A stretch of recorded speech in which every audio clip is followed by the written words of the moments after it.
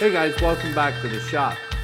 So when I left my shop in Washington, I left behind, and I paid it forward, but I left behind my Shop Fox hollow chisel mortiser. Frankly, because I had the Domino, I wasn't using it that much. But I've run into a couple occasions now here in the new shop where, I kind of wish I still had a hollow chisel mortiser. So, and I have a couple projects coming up where I think the hollow chisel mortiser will be a great addition. So I decided to go ahead and purchase another one.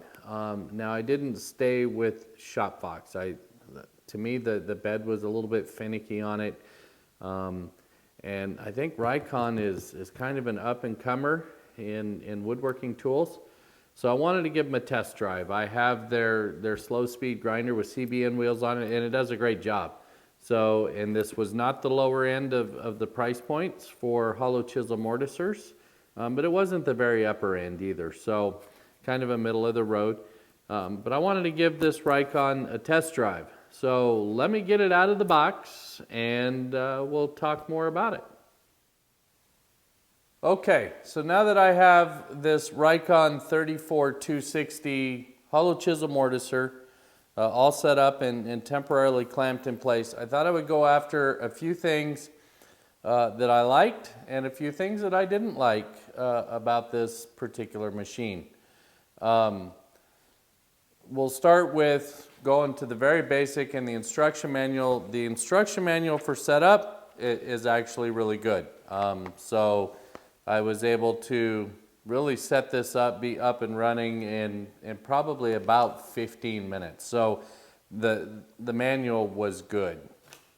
What I didn't like, the handle has a slot in the backside, and you can't see it here, but trust me, there's a slot. And the manual calls for the screw that holds that in to go into that slot. Where I ran into an issue is when I was setting this for square, you could not bring this down low enough without it, and I have a depth stop set, so that's why it's not going lower. But the handle hit the adjustment wheel. So it's an easy enough fix. I just turned it around. It holds just fine, and it's only for lowering and raising the head. So that's really not a big deal. Another thing that I didn't like is the chuck is behind these two panels right here. And I've put them back together just for this video. But I'll be honest, I will probably run with these covers off. They have these little flip tabs in them that don't work. You have to put the screws in them to cover the chuck, or those doors, they just flop down here. I will probably take those off. Again, is that a deal breaker? No, it's just not a very good design. The next item up was setting the chisel itself to square. And you have to take this little foot off to do it. But it has an indexing pin, and it's really not a big deal. It's two little Allen screws. You have the tool holder, take it off. Not a big deal. But once that's out of the way, there's a set screw right up here.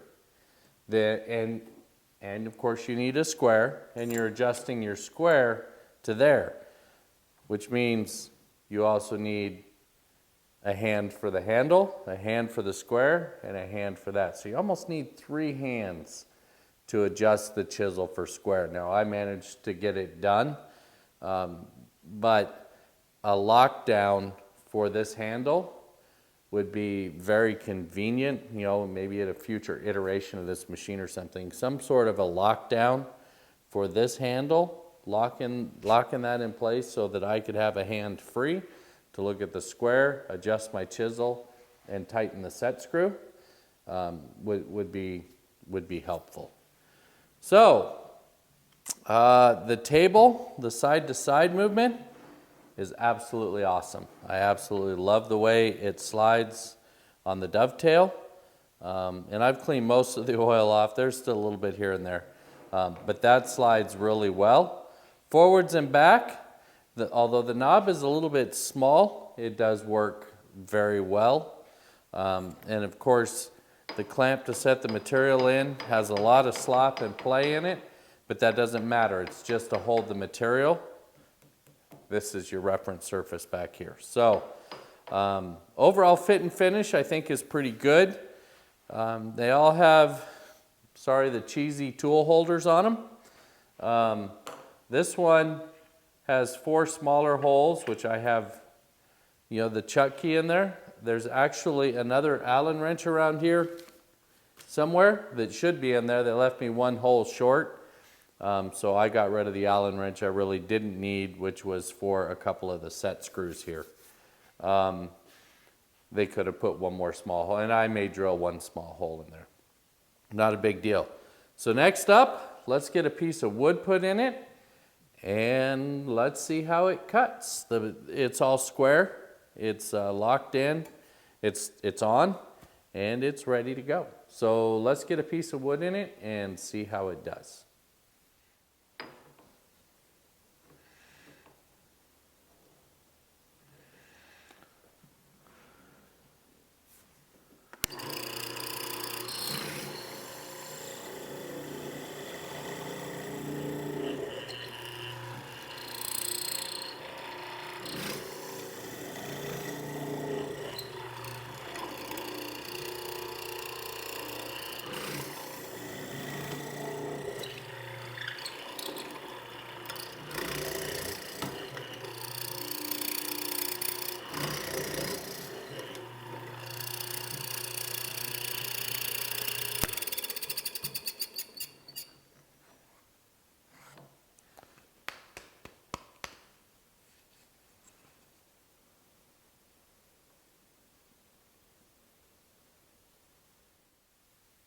Okay, so there you go. I think the machine does exactly what it's really designed to do, right? I'm looking forward to getting it mounted to a more stable base, so I don't have some of that flex that's in here. I'm just holding this down with a couple of clamps right now. I will probably add this to some sort of a roll-around cart that I can just roll out when I need to. Even though I have space, I'm not going to dedicate a space for this machine, I don't think. So, in the end, I think this machine's pretty much worth its asking price. It is a 1-trick pony, but it does that trick actually pretty well. There's just a couple little fit and finish things that I wish they'd have done a little better job with, but they're always improving. I didn't add in the front. They do have stop blocks here, so I can actually, if I've got a mortise that's of a specific distance, I can actually set stop blocks as well, and those went together really, really well. And I did have the depth stop set, which is really easy to adjust. If that has a downside, it's got a little bit of flex to it. But it's the bottom of a mortise. I don't know that really cares, or that really matters, rather. So, so far so good. Like I said, I'm going to test drive this for a while. I'm going to put it through its paces, and I'll try to do an updated review later after I get a couple of projects with it under my belt. So that's going to wrap it up for this one, guys. Until next time, take care.